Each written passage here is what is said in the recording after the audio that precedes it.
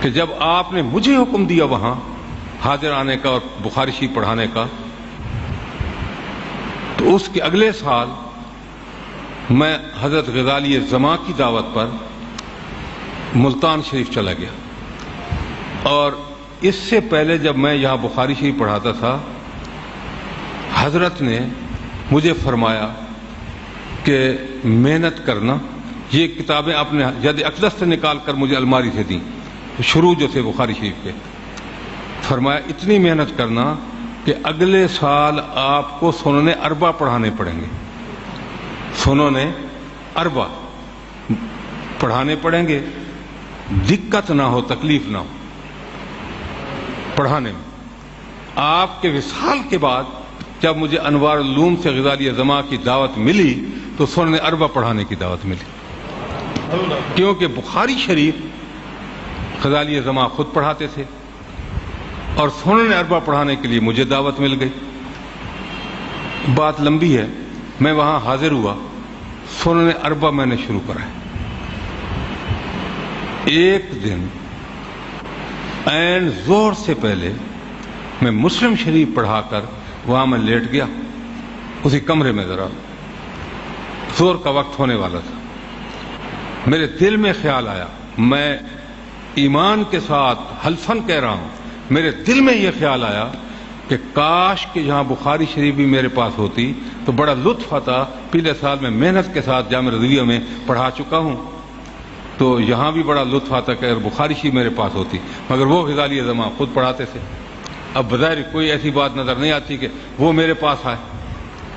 میرے دل میں خیال آیا، مجھے نیند آ گئی، میں وہیں سو گیا، تو میں کیا دیکھتا ہوں کہ حضور محدث اعظم جلوہ گاہ ہے میرے ساتھ۔ بات میرے دل کی ہے، جس سے میں نے کہی نہیں تھی، بتایا نہیں تھا کہ یہ میری خواہش ہے، میرے دل میں بات تھی۔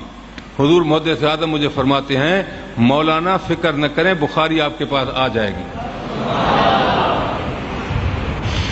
اذان ہو گئی ظہر کی، نماز پڑھنے کے لیے میں اپنے کمرے سے اٹھا، حضرت غزالی زماں اپنے کمرے سے اٹھے، نماز پڑھ کر جب واپس آئے میں اپنے کمرے میں آ کر مطالعہ کرنے کے لیے بیٹھ گیا، تو کیا دیکھتا ہوں کہ ان کا بیٹا سجاد آج بھی موجود ہے، اس کو اپنے ساتھ لیے ہوئے اور بخاری شریف اپنے سینے سے لگائے ہوئے قادمی صاحب رحمۃ اللہ تعالی میرے کمرے میں آ گئے۔ میں سمجھا کہ مطالعہ کر رہے ہوں گے اور کوئی بات فرمانی ہوگی تو یہ اس لیے اٹھائی ہوئی ہے۔ پہلے تو انہوں نے مجھے یہ کہا بیٹھ کر کہ مولانا میں جانتا ہوں کہ آپ کے پاس بڑے اسباق ہیں، لیکن میری خواہش یہ ہے کہ اس میرے بیٹے کو آپ پڑھائیں، شرح تعامل وغیرہ ہدایت الناس اس کے اسباق تھے چھوٹے، یہ آپ پڑھائیں۔ میں کہا ٹھیک ہے جی، حکم کی تعمیل کرتا ہوں، پڑھاؤں گا۔